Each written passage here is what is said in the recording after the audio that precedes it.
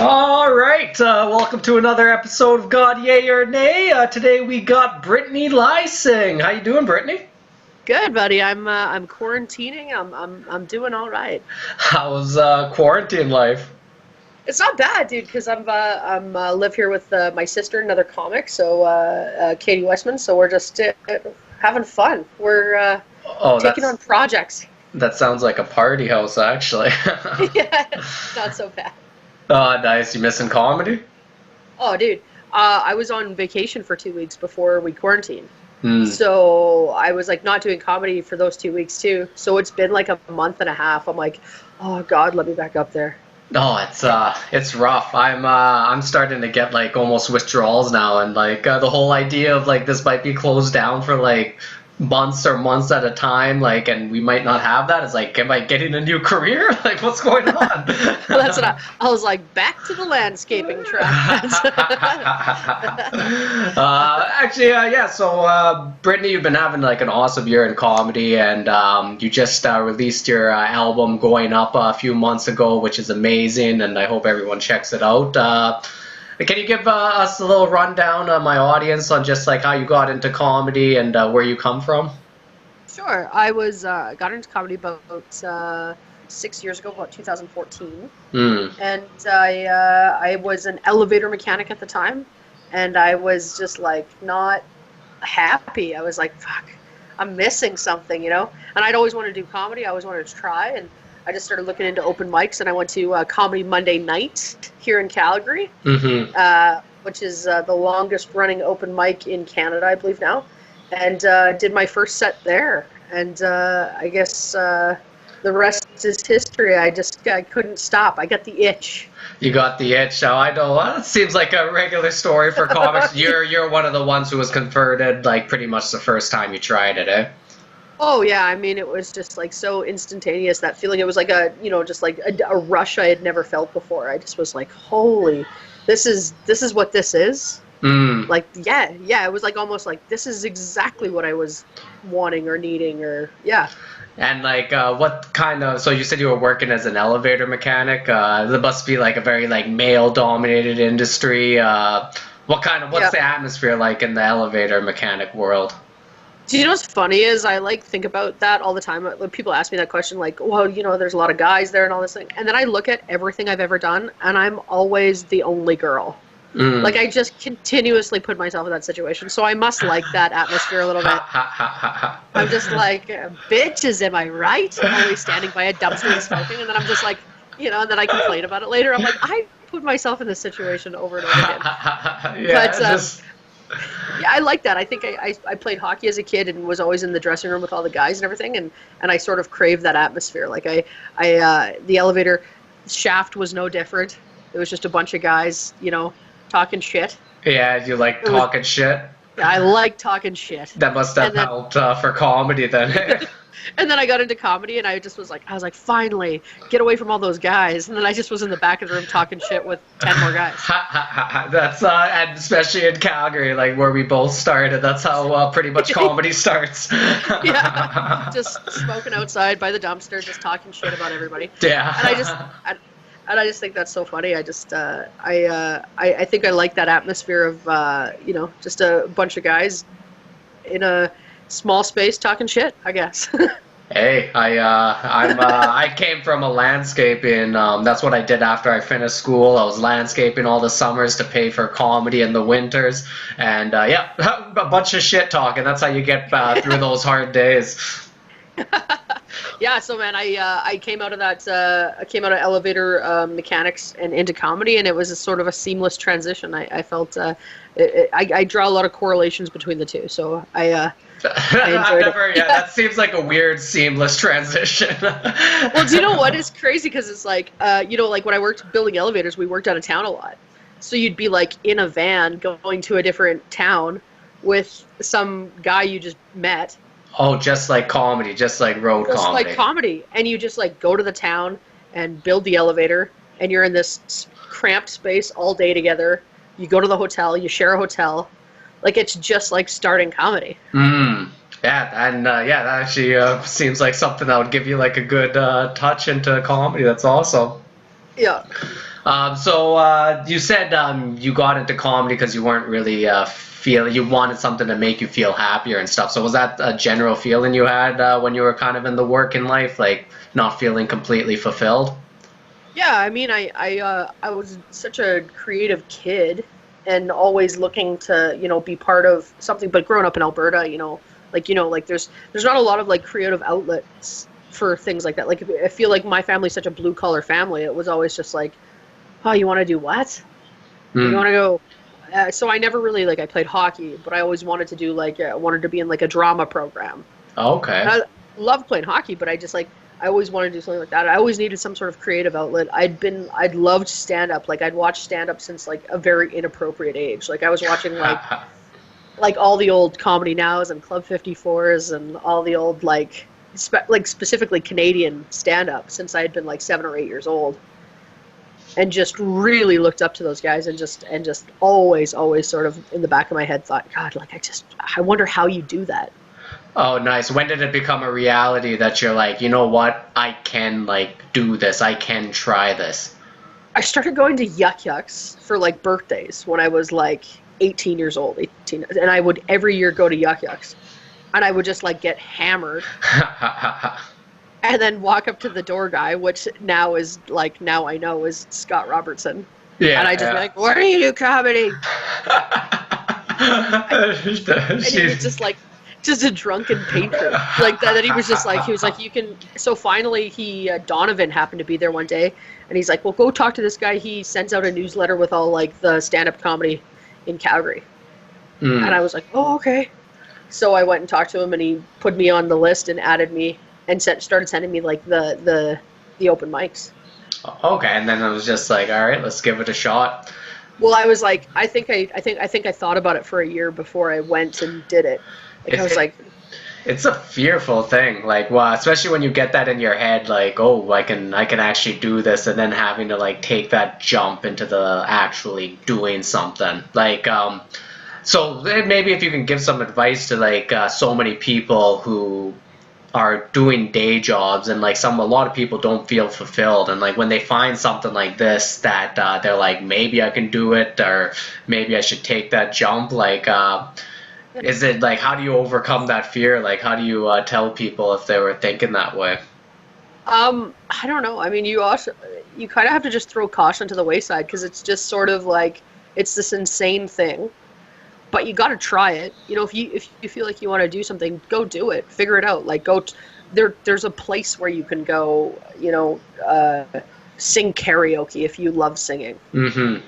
There's so many people just like you who are like there's a whole community surrounding everything everybody likes. Like people don't know that, Yeah. And I think they're like, oh, I'm just gonna go do this thing, and there's gonna be nobody around. It's like every weird little thing has its own little community. Hell yeah. So I just like, if you've got something in your heart, go try it. Go figure it out. But most of it, is logistics. Most of it is just like figuring out the place to go and the time to be there and talking to the guy who runs the open mic and Mm-hmm. figuring Yeah. out if you can get on. And even like now, like since we have this quarantine, I think this is like finally the perfect time where it's just like, hey, like if you are feeling unfulfilled in your life, like now is the time to go find it online. Like there's just Yeah. like the online communities, like even I'm like in my early 30s now, and it's just like I feel like I'm old for the internet, but it's like, oh, there's so much you can do on the internet. Like you can find so many types of people, and there's just so many different communities. That's why I'm trying to start this off with a little bit of like spirituality, consciousness, like self-development. Those are things like I've just always been such a fan of, and I'm just realizing you just gotta start throwing it, like you said, throw caution to the wind and just do it, and you find the people online. It's a beautiful thing.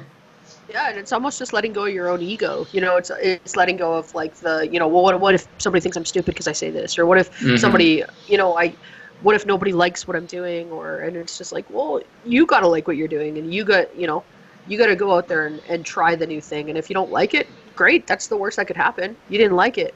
Yep. Do you still deal with that at all, like caring what people think? Oh yeah, like I mean, I was sitting in a green room with a bunch of comics, and somebody was just like, "Oh yeah, I wouldn't want to be one of the guys that stands at the door and waits for thank yous." And I was like, "I'm the guy. I'm the guy that wants the compliment. I'm the one that's standing at the door like, what'd you think of the show?" Like, please just give me a head nod. And it's almost like the worse I do, the more I want to stand at that door and get a compliment. Like if I had a great show, I'm like, I don't need to be over there. There's no reason. It's like, but it's I'm too good for the door now. Listen, I'm just gonna have a cocktail and relax. But I like, as soon as I just shit the bed, I'm just like, I'm going to that door and I'm looking people in the eye. I want them to know that I care about this. All right, so last year you released your first album, Going Up. How was it preparing for your first album? Like when you first heard you're going to start recording it, and then you're like, okay, now it's time to like get this shit ready to record. It was nerve-wracking. It was, it was a thrill. Like I always like kind of being in the deep end of stuff, you know. Like I enjoy being like, okay, like maybe I'm ready for this, and like, or maybe I'm not ready, but I can get ready. And that's what that feeling was just like forcing myself to be ready for something maybe that was a little out of my league. So I started by, you know, I recorded with 604 Records. Mm-hmm. And they approached me. So he was like, are you ready to record a record? And I was like, well, yeah, you know. And he said, oh, you can have as much time as you want. And I took a year from the time they asked me to the time I recorded, because I just thought, I just want to have everything so I'm proud of it, you know, and I'm ready to put something out that when I hear it back, I'm not going to be embarrassed or think to myself like, I could have taken an extra month, or I could have, you know. So it was all sort of like I lucked out in the way that it was like nothing was forced upon me or rushed, or it was very like, when you're ready, pick the club you want to do it in. And I got to pick the place, which is in Vancouver, at the Yuck Yucks in Vancouver, and that's just one of my favorite places to perform. So, you know, it was just like everything that surrounded it was very just sort of at my pace, which is, I lucked out that way. And preparing for it, you know, I just, you know how it is. It's like preparing for a festival or a TV tape, or like anything like that, where you just like have to methodically go through things over and over and over and over and over. Yeah. Until you feel like they're ready. Yeah. Yeah, and a lot of people who don't know comedy too well, like when you're going over stuff over and over again, like people sometimes think you just go up and start telling jokes. It's like, nah, like every word you're saying, like is it kind of thought of, or like it's been like done up in front of stages like so many times to hone it out and be able to say it like it sounds like you're saying it for your first time. It's such a interesting craft in that way. Yeah, that's exactly it. Like that feeling of like saying something for the 400th time and making it sound like you still care about it. Mm-hmm. And funny is such a different thing than anything else, because funny is the surprise of it.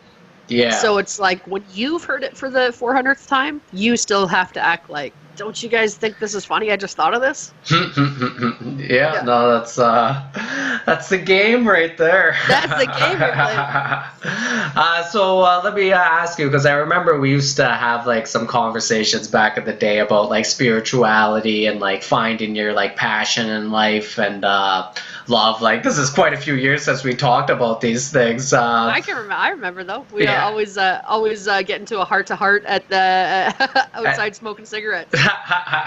Yeah, good old Jupiter comedy. I miss that, baby. Me too, man. Me too. So how do you look at your life now, like finding your joys and passions? Like how do you stay like passionate about what you do in your life now? Well, I really like, I mean, not to sound mushy or whatever, I really do love comedy. Like it's such a passion in my heart, and it's so ever evolving. Like it's almost like golf. Like you're only ever against yourself. Yeah. Like you learn a new skill, and when you learn that new skill, you feel like you level up in this way, and maybe nobody else knows that but you. But it's like, I continue to find passion in honing a craft that I really, really do have a lot of love for. So, and then there's it's not always like that. It's sometimes you're on the road for 2 months, and you're in small little towns and, not eating the best and drinking too much. And Yeah. not get paid enough, and that can get you down and stuff like that. But it's just sort of remembering, like, hey, like, you put your whole life on hold and your whole self to just throw yourself into this, and now you have it. So you have to kind of keep reminding yourself, like, this is a true gift. Like, this is something that to get to experience is truly a gift. 100%. And like you said right at the end there, like actually telling yourself how much this is a gift. I found that like doing that like actually makes me like so much more grateful for finding comedy, especially when you're in those like rough spots. I remember when I moved to Toronto, so I've been here for like 2 years now. Like after like that first year was so rough. Like it's just such a rough year to move to a new city and like try to get in with new people who've never met you before. You're just starting all over again, and like like I went through some like dark times during that first year, but always telling myself, hey, like I'm really lucky to do this. Like stop second guessing yourself. Stop saying like, what if I did this in my life or something like that. It's like you got something that you can continually grow with and like get better at, and you have to have that to like be grateful, so you can actually have your attitude like go into the right place, and sunny days come after that if you keep with it, right? Yeah. Just it's it's still something you have to work at, and work isn't always that fun. So it's like, like the being in the new city and stuff like that. I don't know quite how that feels, but I know like everybody that moved out there like was just like talking to even like some other comics, like friends of ours, they were just saying like, oh my God, like this is so hard being in this new place and being away from friends and starting all over again. And that's something that I just admired so much that you guys did. Oh yeah. Hey, like it is like definitely, I would say like definitely tough to do. The one good thing I loved about it, it makes you like really find your own voice too, because like you come out to a new place and all of a sudden you're starting over. So there's always some opportunity when you do shit like that. The reason I moved out here was because like I needed to kind of find my voice a little bit more, and coming out here is just like to a new place that made me like go like, hey, what do I want to say to the world? And like it made me ask those questions to myself, like, why am I doing this? And like actually really focus on it, and like that shit helps you grow so much. Yeah, it's and then I think when you don't have the influence of like all your regular, your hometown and your family and your friends around you all the time, you have to sort of listen to your inner voice a little bit more. Mm-hmm. You're very family oriented, right? Like I know you and your sister are totally close, right? Yeah, I live with my sister, and then my parents live like 15 minutes away. And it might as well be like the set of Everybody Loves Raven. Like just the back and forthness of the, back and forth to my parents' house. And they're just, they're definitely, they'd be hard to leave for sure. They've been pretty fun growing up and now into my adult life, getting to know them again. I feel like, like you're like, oh, I'm getting to know you as an adult and I still like you. Like, now I always loved you, but now I'm like, oh man, these people are really cool. Like I really lucked out. So we hang out a ton like that. And then my brother's just in Fernie, so we still see him quite often as well. Oh, that's sick. Did you grow up religious at all, or? I grew up. I grew up going to Catholic school. Really? Yeah. So I went to Catholic school my whole life, and my family wasn't overly religious. My mom was just like, it's a better school system. Like, that was their reason. They'll beat you. It's a better school system. Yeah, listen, they're going to scream at you and tell you that Jesus hates you. So just do your math and shut up about it. But I mean, I grew up, I'm grateful for that, because it's, it's not something that those aren't my religious beliefs now, but it's, I feel like it's provoked, the questioning part of my brain. I was always like, what? Why? No, I don't think you should treat people like that. No, I don't think you should, alienate, people who aren't exactly the same as you. And I feel like the Catholic Church does that a lot. They pick themselves, and everybody outside of that is very like, well, they're going to hell. Mm-hmm. And they teach you that when you're a kid. So it taught me to question a lot of that stuff that I don't know, if it wasn't forced upon me, that I wouldn't constantly question it. That's good. Honestly, I come from a Muslim background as well, and like I'm not too religious either anymore. But I did love, and like I love growing up in that because it's the same thing. I saw stuff I didn't like about religion, and I saw stuff that I loved about it. So it made me really like question and look at things my own way. So that's kind of what you want, right? Yeah, and there's, I mean, like you say, there's good parts and bad parts. You just got to take the parts that you feel that, you identify with. Like, there is a sense of community and kindness, within religion that it creates a community for people and stuff like that. And, the big objective is to do good. Across the board, that's, the main message is be good and be kind. And I think that if you can take that away from it, then you're doing all right. Yeah, no, 100%. Yeah, and I think like a lot of especially like now my like kind of spirituality, the way I kind of look at the world has a lot to do with like finding like what your purpose is and like what your purpose entails, and like how you said like yours is like with comedy, and like mine's kind of like now with comedy and like now this kind of stuff as well. And it's like when you have something that you can kind of put your mind towards all the time. And you can like your mind can constantly go back to it. It makes me feel like a lot happier and healthier. I can always have something to look forward to, right? Well, yeah, there's truly like, there's something that, I guess sparks humility in yourself when you give it up to like, this isn't it. There's something that maybe is bigger than this. There's a part of you that you have to give up a little bit of that ego, like we talked about before. That you have to give up and sort of. I think religion does that, and I think that like knowing that there's or believing that there's something bigger than all this it makes you I don't know, maybe a little happier, a little better person. Well, I guess I might as well give you the question now for the show because like you're kind of doing it. But God, yay or nay? Yeah, I mean, I guess I say yay. I mean, I'm not, like I said, I'm not somebody who's just like God's this guy in the sky. I just sort of believe. I think my belief is just that God's in everything a little bit. Mm-hmm. Connects us all, and I think we're a lot more connected than we think we are, and yeah, so I say God, yay. Nor kid, why I say God, yay.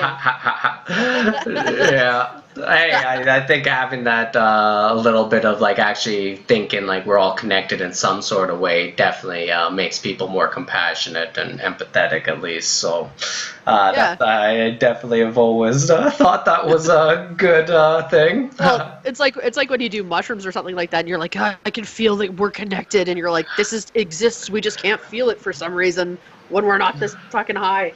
You've done mushrooms before? Oh yeah, actually, just recently I had a pretty cool experience. I was in Hawaii with my family, and my cousins live in Hawaii, and we lived with them here in Calgary, and they moved back to Hawaii. They were born and raised in Hawaii, and so we go out and get to spend a little bit of time with them, and we're really close with them. And we decided we're going to do mushrooms, and it was we're like, we don't know what day, we don't know. It was also loosey goosey, and we're kind of like haphazardly planning it.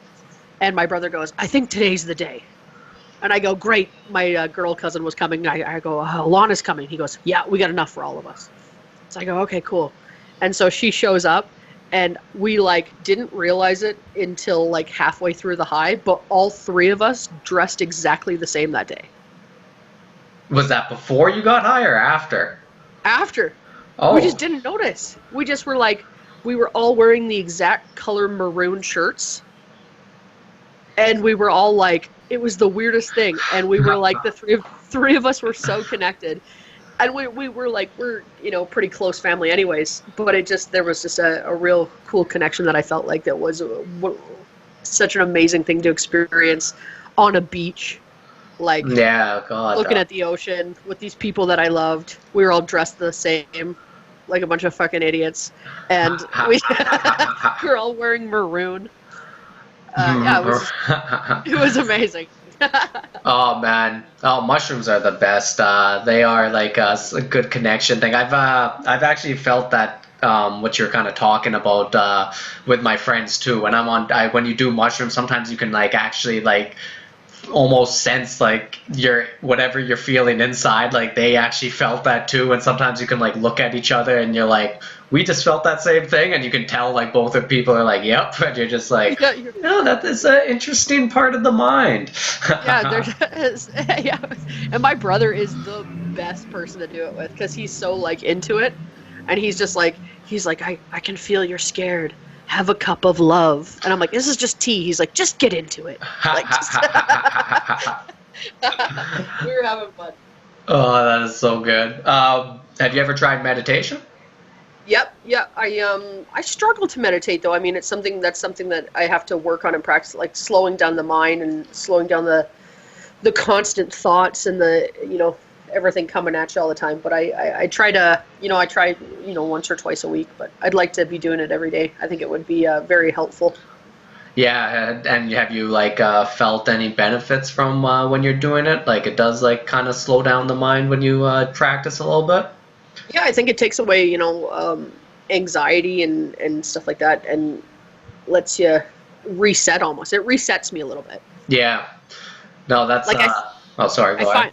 Oh no, I was just gonna say like I should. That's something I should be doing every day, but I'm so reactive instead of proactive. Mm-hmm. Like if I just meditated every day, I wouldn't work myself into a frenzy. But I use it as like I'm like, oh, I'm flipping out. But had I just like started my day that way, I wouldn't have gotten to that level. But I do find it's almost like a little medicine for the mind. You just sort of it's a reset button almost.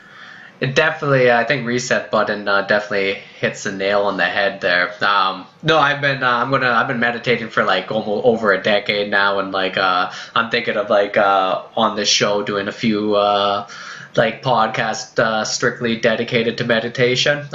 It's awesome. Yeah, no, it's a beautiful. It's a beautiful exercise to be doing. Really helps you like kind of train your awareness, like putting it on your breath and like having your like attention be able to like go to your breath anytime you want it to can like really like help you calm down your anxieties, calm down your fears, and like actually like center yourself and like before you go into anything, right? It's a very beautiful thing, especially if you are like going into psychedelics, being able to like put your attention onto your breath, like any psychedelic you do, because if you do get into a bad mental spot, like being able to be like, hey, it's always your breath. You can always go back to your breath, and like just keeping your attention on it can help you get through any like bad panic or anything. Well, that's it's definitely like, and isn't it funny though that is like the how simple that is? Mm-hmm. Like how much we as humans complicate things, and like the most simple thing in the world is just to breathe, and you like forget to do it properly. Like even I used to do I used to do a lot of hot yoga, mm-hmm. and that was like a major focus, and it was like a guided meditation at the end, and they'd just say like breathe like you were a baby, and then once you start like thinking like that, you're like, oh yeah, babies just breathe. Mm-hmm. You're just breathing in and out and in and out, and it calms you, and you're like, is that something? How did we forget to do this? It's honestly, it's your mind. Like your mind just it's so powerful when you tell yourself like this is how the world works. So you have these beliefs about how the world works. It stops you from realizing how simplistic everything is. Like it really is. Like when you look at like what you want to do in your life, when you actually like just give a straight answer into what you want to do, then like the steps to getting there are like pretty simple usually. Like if you want comedy, like all right, go up on stage and write jokes. Like those are kind of like they are simple, and like it your mind makes it so much more complicated, and it is complicated when your mind is racing and shit, but that's why we try to like kind of silence the mind down with like meditation, and actually be able to like look at your beliefs and like look at what you're telling yourself about what you want to do, and see like that's actually what's like causing you like all your disturbance. Yeah, I mean it's insane when you just think like, what do I want to do? Like the thing was like, like something as simple as, and this is, I'm sure a lot of people with anxiety have these moments where it's like, I got to go to the grocery store. Well, it's like, okay, get in the car and go to the grocery store. But it's like, well, I gotta get my favorite shoes on before I go. Like, you're putting all these different things in the way of getting in the car and going to the grocery store. And that's just like, I feel like like a lot of things in life where it's like, well, I want to do comedy. It's like, great, there's an open mic at Monday night. You just got to email the guy, talk to him, and try 5 minutes. And like, that's the easiest thing in the world. And you're like, well, because fuck. Yeah, and you're just What if everybody hates me? What if I can't go? What if I don't get up? What if the people don't like me when I get there?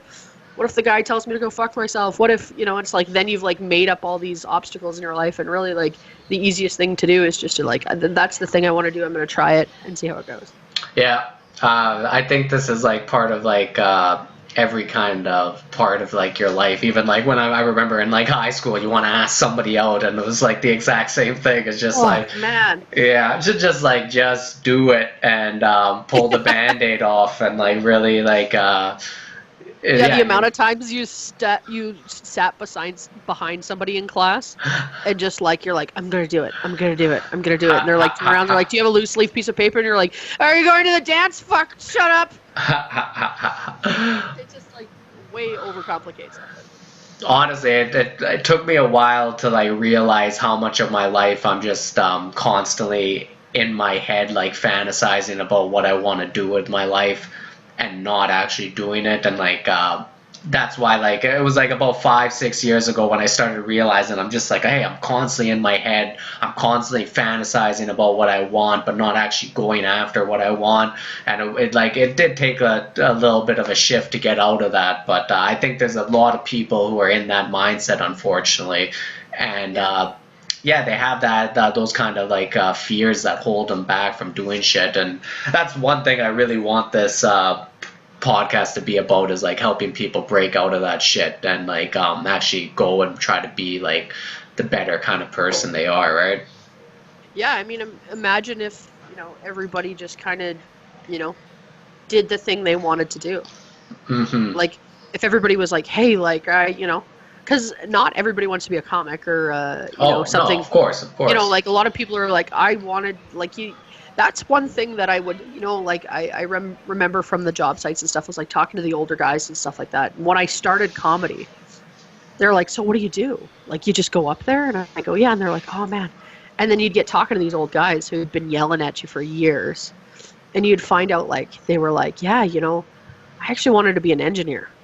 And you're like, oh, well, why didn't you go to school? And he's like, nah, my dad just told me that I should just get into the trade and it'd be better money and I wouldn't take on the debt. And he'd talk to the next guy, and the next guy would go, yeah, like, I really like cars. I actually wanted to be an auto mechanic, but I just never worked. Like, it was just all these things where it's just like all these people were so upset because they had just didn't do the thing they wanted to do when they were 30 years old or 20 years old. And now they're sick. Now they're 60, and they were just like, oh, fuck, I wasted all this time. So I remember when I first started comedy, like a lot of the older guys were coming up and they were like, just do the thing that makes you happy. Yeah. That's I love that advice. Me too. Like, I had a guy come out and he was like a plumber, and I was standing in the hallway at Yuck Yucks, and he came out and he was hammered, but he was just like crying in the hallway, and he's like, I feel like I've wasted my whole life. It's so nice to see somebody just leave a trade and do the thing they wanted to do, and like just gave me a big hug, and I was like, well, okay. Yeah, that's. I'm gonna have an emotional breakdown.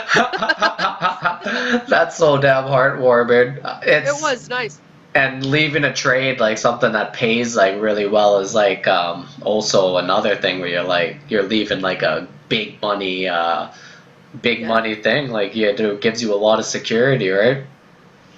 Yeah, I mean, that's what it is. I think for some people or for most people, anybody who isn't insane is just like, hey, this pays well.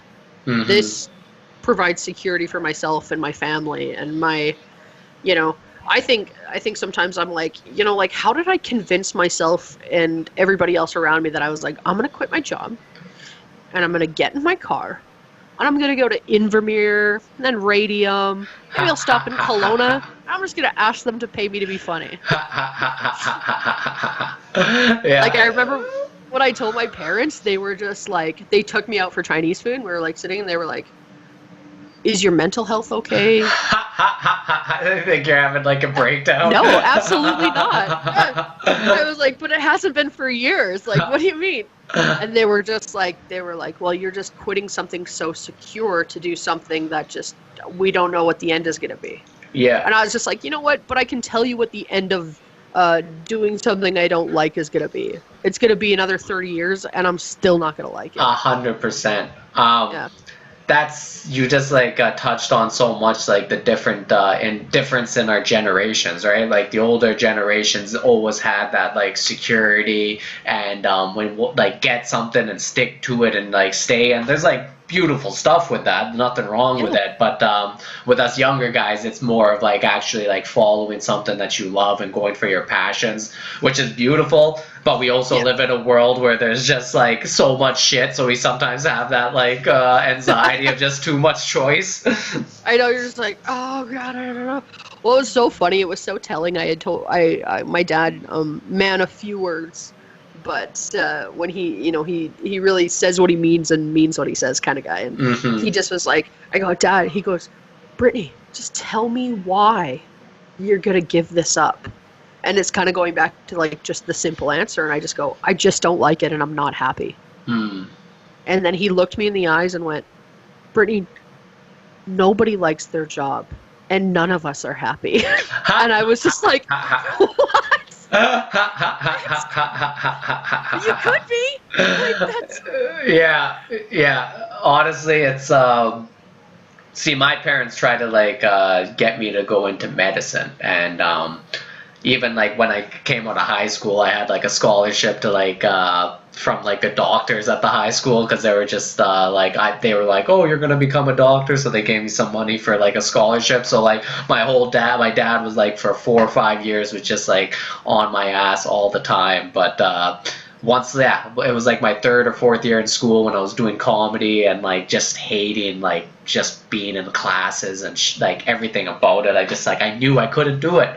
And like I've had cousins and uncles and stuff who are in the field, and like I know they're happy in it, but I just saw their like what their life is, and it was just like I just know that isn't me, and I just know I have to find my own route. And like we live in such a nice generation where we can actually do that. Like I feel like 20 years ago we wouldn't. Well, that's a joke of yours, and I won't spoil the whole joke, but I love it so much where you talk about millennials, and that's like building a house that and then looking at that. But I mean, this is the generation that I love that joke so much because it's so telling of like what this generation is. It's just like we really are like built by our parents. They're the ones who were like, like we had it so hard. We love you. Do what you want. Tell us how you feel. Yeah, isn't that like hilarious too? Because now like there's like that blowback with like some people calling us like snowflakes and shit like that, where it's just like, well, it's just like they're like, tell us how you feel, and you're like, I'm sad, and they're like, you're a pussy. That's what your problem is. And I'm just like, what? You asked me how I felt. You know what else you're? A complainer. You talk too much. I'm like, all right. It is such a different generation, but like, hey, they meant well, and they did like, hey, they gave us like so much a better life. Like, you got to be so thankful for the society we live in, like where like we have so much opportunity. And it's just so weird though, like 20 years like before, like just being our age and like jumping into this thing would have been like already 10 times more stupid than it is now. But now it just almost seems like it almost seems like you should be doing it, like, and like now that I'm like almost a decade in, I like look back and I'm just like, god damn, I'm so happy I actually like went this direction. Like, holy shit. I remember like right after quitting it, and I had to drive to Swift Current, and I was like in the car, and it was so cold and the roads were miserable, and I had to drive so far, and I was making the same amount I was basically spending to be there. And I remember being so happy. Like, I was driving and I was just like, this is like the happiest I've been in 15 years. Yeah. Like, and it was just like, and then I always look back on that moment and think just like similar, I'm just like, God, I'm happy I did this. Like, I'm really happy that I somehow summon the courage to just be like, I'm not doing whatever that thing is that you guys do. That fucking sucks. Yeah. You can be happy. You can try. You just have to. You just almost have to get outside of this box that everybody is in and just see a little bit outside of it. Yeah, and like how you said, you quit your job and your first gig, you're going to Swift Current, and it's like a tough gig. You're not making money. That's actually a good way to put it. Like, when you take that jump, when you take that leap of faith, it's not like you're going to get everything right away, and like you're going to have to like go through some of those hoops, but those hoops, you just learn from them so much, like a wealth of knowledge and wisdom, and you just you grow from it, and you like really can like get to better spots by going through those different like valleys, and it's beautiful. Oh yeah, man. And I mean that's truly become like one of my most favorite things is the thing that like so many people complain about. They're like, oh, but how do you just drive for 12 hours? Yeah. Like, it's amazing. Yeah. I love driving for 12 hours. You've never heard of podcasts or music? Yeah. You've never heard of like, also just like hilarious to me that it's like, they're like, you could, that's like a day's work. You could have like been, I don't know, like done this easy thing. And I'm like, yeah, but I was on like a dirty construction site and now I'm like driving through the mountains. Yeah. It's like, I can't compare the two. Like I'd much rather be driving by myself somewhere. Oh, that's so cool. Yeah, no, it's definitely it's a weird world. I remember, so when I like quit my job, I remember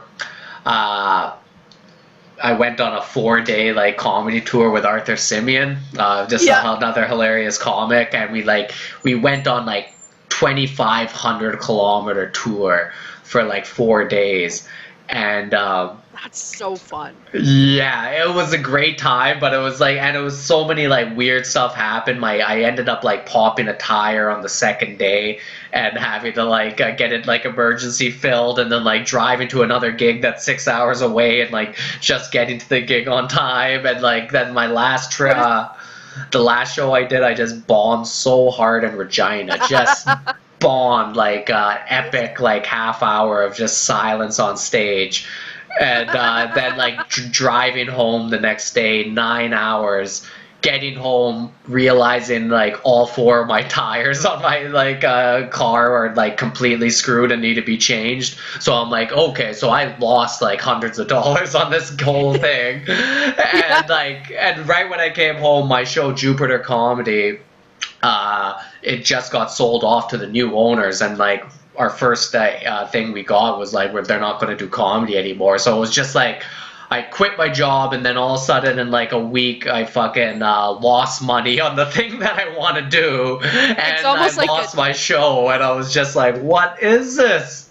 But like I remember after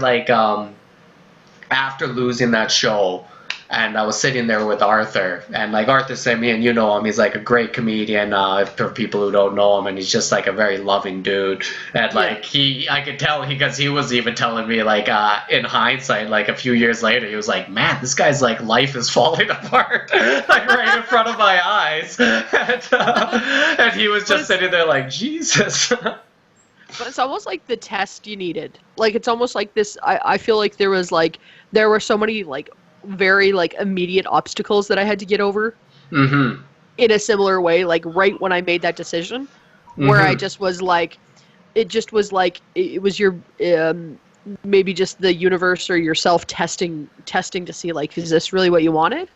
100%. Do you want to do this? Like my big thing was just like having to tell my parents over and over again no, which I've never done in my life. And it was like this huge test in my mind where I just was like, I have to like do this thing to get to the place I want to be. And it's like fighting against everything in my body that's telling me like, just do the easy thing. Just go back to work. Just, you know, and it's just like this immediate test. And then like you said, like it's like these obstacles right away. But I felt like as soon as I started saying like yes to myself and yes to like comedy and telling the universe like, this is what I want, this is what I want to do, and I don't give a fuck what you throw at me, like I'm just gonna keep running at it. Like, and then it was like not long after, like doors just started flying open. It's 100%. Having that attitude, such a big thing. It's just like having that attitude of like, this stuff's. I'm not gonna complain. I'm just gonna keep going and like approach it with the best possible outcome. I even learned that with gigs. So like we do so many gigs across the country, and like we do so many different types of audiences. Like it's so easy to go into a show and see the audience and just go like, these people are nothing like me. Sometimes if they might be like 70-year-olds like in a damn like Kingsman club or something, and you're just sitting there like, holy shit, like what am I gonna do? And like then you just start telling yourself all these stories in your head about like how you can't connect with these people, how it's not going to go well, and then you just go and like actually fulfill that prophecy and like shit the bed on stage. But it's like you already told yourself that. It's like you already were like, this isn't going to go well, and you like you put that out there without even knowing it. Yeah, and that's the whole reason. Like, it was something I had to learn about your attitude. It's just like, stop that, and like any audience you go to, just like be grateful. Like, hey, I got an audience. Like, I'm grateful, and I'm gonna go and do my best and like make the best of the situation. And you never know. And the truly, like, I've had shows where I'm looking at the audience and like even I'm just like, like these people do not seem like me at all. But then I just go in and have like a great show, and you're just like, no, it's just like being open and finding that connection that you can make with people, and you'll always fucking like be able to like go off of that and like create something great. One of my like favorite shows like that was you, me, Corey Mack, and Harry Dube. And I would just thought like they couldn't have picked 4 more different people. Like, and I just had it in my head. I'm like, they're gonna hate me. Like, this is an older crowd in a small town. They're gonna hate me. They're gonna hate me. And then I just like watched everybody go up, and I was like, no, they are here to laugh. They're like, everybody is so different. Like 4 totally different comics. And the audience just had so much fun. And then they were like, it's always like funny to me after a show when they're like, stay, dance, have some food. And you're like, oh, I told myself for 3 hours that you hated my guts. So this is a nice change. Oh yeah, I remember this show. What was that? White Court? Yeah, White Court. Yeah. Yeah. Oh, that was so. That was a fun show. We did have a little dance afterwards. A little dance party after. the small town dances. I love a small town dance in like a Legion Hall. Oh yeah, like go like, I'm gonna take a break from dancing, go get a roast beef sandwich over here. A little beef on the bun. I don't know why we shifted parties to like fancier than that, because that's the greatest thing ever. It's just like, yo, I'm gonna hit up a few deviled eggs. I'll be back in 10. It's actually hilarious. You go to a city party now. Like I've done, like when they do these kind of shows in a city and they try to make the party more moderate, and they're just like, oh, go check out this weird food exotic we got in the corner. It's like, just give me beef on the bun. Listen, I think you know what I know. I just want beef on the bun. If you guys have horseradish, all the better to you. I was in Saskatoon, or like in Saskatchewan. There's so many Ukrainians there. They always have so much Ukrainian food. Oh yeah, I love it. That all their parties there are all just like pierogies and sausage and roast beef and all this stuff. And I'm just like, I was telling the audience, I was like, you don't get pierogies anywhere else in the country. Like, this is a Saskatchewan thing. Like, Yeah, pierogies don't come on a buffet in Vancouver. No, I was just staring into a bunch of blank faces. They were like, well, that's ridiculous. I don't understand why you wouldn't put a pierogi is a very nice side dish. The pierogi might be the best side dish. Like, having a damn side dish as a pierogi, get some freaking sauerkraut on there and some sour cream. Whew. Yeah, changes your life. Oh man! So what are you looking at for the next year now that we're doing this virus thing? Like, how are you looking at this whole situation? How are you looking at your future? What are you thinking now? Well, you know what? I've kind of like I keep telling everybody that just like the whole like quitting my job and then doing this has prepared me for all this uncertainty. Like, yeah, like everybody else is going through this thing. They're like, what am I gonna do? What if I don't make money? What if everything fucks up around me? And I'm just like sitting in my house, just like, we'll see what happens. Yeah, Like I yeah. feel like I sort of like prepared for the uncertainty, so that's not like overwhelming me at all. It's just the like I'm anxious to get back on stage. That's like my number one thing. Like, That's I, awesome. I just want to get back on stage, and the sooner that can happen, the better. I'm working on a pilot right now with a few folks, Nice. um, and we're writing that, and we're taking a little like break from that just to get all settled into quarantine and figure out life. But I mean that's ever so present on my mind. And so I mean it's just like the uncertainty of this business is sort of just like prepared me for whatever this obnoxious like not knowing is. And so I'm kind of planning to just I was thinking the other day, just like, like you just got to be in any situation, you just got to like be okay with you. It's like I want to be a comic, but maybe I have to dig ditches this year. But Yeah. that doesn't mean I don't get to be a comic. That just means I have to work to Hello. live, and then, hopefully everything comes back to life, and just keep working and plugging away. But, I mean, I gotta say, like, I was supposed to be out there. I was supposed to be in Niagara Falls, and I was supposed to be headlining the downtown, which was like big things that I had worked towards, and it all got canceled. Yeah. And then I was doing my finances because I was just like, oh man, I've lost like thousands of dollars, but then not having to get on a plane and be in a different city. And then when I get the government payment, I was just like, oh man, I've made money this month. I was like, I'm not drinking, I'm not eating out. I didn't have to fly across the nation. Yeah. Yeah, like when you do like a trip out to Ontario, like Toronto and Niagara Falls, like sometimes you're like having so much fun you end up blowing a little too much money. Well, it's just like all these people you love that you haven't seen in like 4 or 5 months, and then you're just like, drinks, let's go here, let's go this, let's go this. Yeah, and then you're just like, I haven't been to the aquarium in years. What is that? An $80 ticket? Let's do it. Let's do it. Nothing's gonna stop me when I'm in the mood for a stingray. Yeah. Oh man. One thing you did say there though, which I loved, how you said the uncertainty of our business, like kind of prepared you for this. That's such a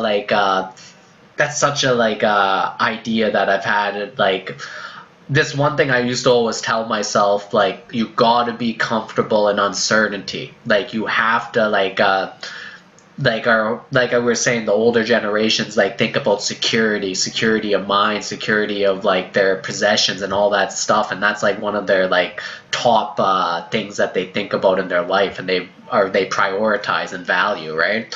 Like, for us, I think one thing we have, like, that we need to do is, like, find that comfort in uncertainty, because that causes a lot of our anxiety, I think. Like, because if a lot of people have been grown up in our culture, like, we grew up with that whole idea of, like, follow your dreams, find your passions, and, like, go towards those kind of shit.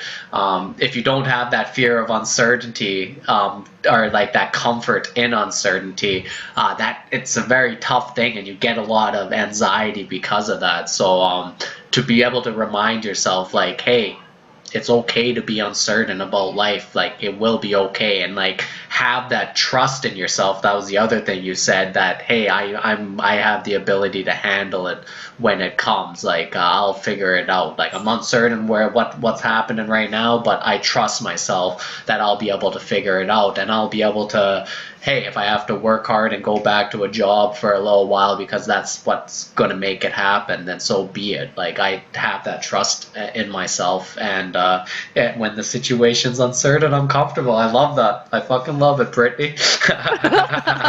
Well, thanks, buddy. I mean, it's funny. Like, my mom told me, like, she always said to me, like, if you don't learn the lesson you're supposed to learn, it's just gonna come up over and over and over and over again in your life, until you learn what you were supposed to, or take what you were supposed to take from a lesson, in life. Mm-hmm. And it's funny with this, is because it's almost like, not an arrogance, but there is a thing when you've learned the lesson and you see it come up again, and you just sort of go, oh, I've been here. I know this. Yeah. I know this feeling. I know this doubt.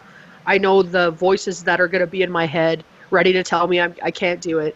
I already know this. So when it comes at me again, it's just laughable almost, because you go like, hey, yeah, it's okay to be scared. It's okay to be uncertain. It's okay to not know what the future is going to bring. But as long as you know that it's just like, I have the ability to work hard, and I know who I am throughout this all, and just not succumbing to the pressures around you. Like, like the premiere of Alberta came on the TV, and it was the most doomiest, gloomiest thing I've ever heard in my life, that I started laughing, because he was like, listen to me.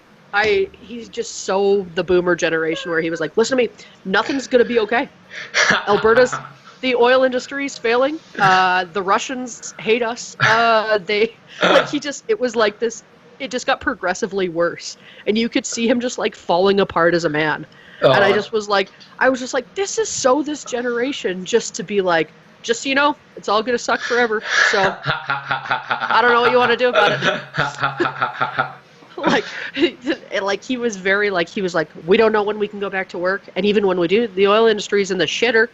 And I was like, I just dear damn, dude. I was like, man, get this guy a glass of water and tell him to tighten his tie back. And like, his tie's loosened, his hair's like ruffled. Holy smokes, that's just so like that generation falling apart, because there's an unknown, and there's like. And especially in Alberta, where there's been always a lot of oil money and stuff like that. Like, it was basically watching a rich person just be like, well, I don't know what to tell you. We're not rich anymore, so I guess kill yourself. Yeah, sometimes when you get too used to it coming in too easily, like, especially the money and stuff. Well, I think in Alberta, like, when I lived there, we had it coming in, like, so easily. It was stupid how easy money was getting made there.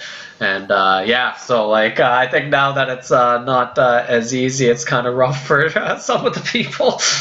But I definitely was like, when I heard him speaking, I was like, oh, there's that voice again. Yeah. There's that voice again telling you nothing's gonna be okay, nothing's gonna work out, and it's like, it was laughable to me. I was like, oh, this doesn't scare me. Yeah. This is just like the thing. Like, you have to just be like, hey, I mean, what's the worst that could happen, kind of thing. Hell yeah, what's the worst that can happen? And attitude, baby, that's what it's all about. I was thinking too, I was just like, sometimes like weird like thoughts go through my head with this whole thing. I'm like, is life a simulation? Because this is so something my brain would make up so that I wouldn't have to go and do things. Like, make up the, like if my life is a simulation, like, my brain would make this up for me. Yeah, just be like, oh no, it's a pandemic, you can't do anything. just like, stay inside and eat ice cream, it's a pandemic outside. You're like, well, I guess that makes sense. They're like, looks like you're not going to have to do this show you've been worried about for 6 months, but we're still going to pay you. Put your sweats back on. You're like, oh, yay! I was just like, yeah. No, go ahead. Oh, just part of my brain was just like, my anxiety made this up. None of this is real. I'm going to wake up. All right, well, yeah, that was amazing. Thanks for coming on the show, Brittany. You want to give people an idea where they can get a hold of you and get your album? Yeah, absolutely. Thanks for having me. And my, you can go to Instagram. I'm Brittany the Comedian, and you can add me there, follow me. And then the album is on Spotify, iTunes, anywhere you can get albums, and it's called Going Up.